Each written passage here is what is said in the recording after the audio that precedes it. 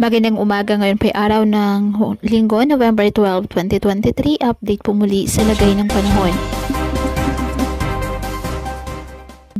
Patuloy pa rin na monitor ang isang low pressure area na nasa labas ng ating PAR sa may silangan ng Mindanao ayon sa Pag-asa. Ang nasabing LPA ay may kalayuan pa po sa ating bansa kaya wala pang direktang epekto sa lagay ng panahon.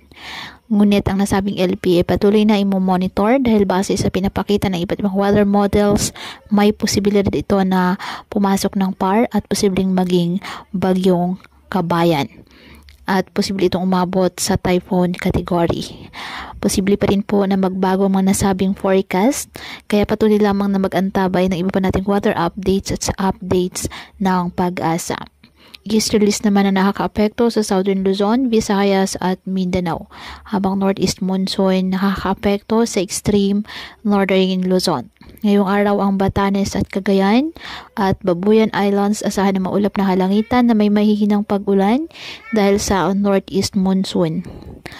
Apektado naman po ng easterlies at localized thunderstorms ang Metro Manila at nalalabing bahagi pa ng ating bansa.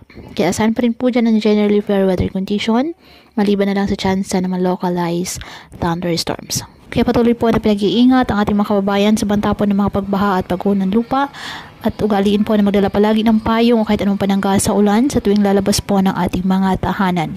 At yan po muna ang update sa lagay ng panahon ngayong araw. Muli patuloy po tayo na mag-ingat at palaging tandaan, God loves you. Stay safe and God bless.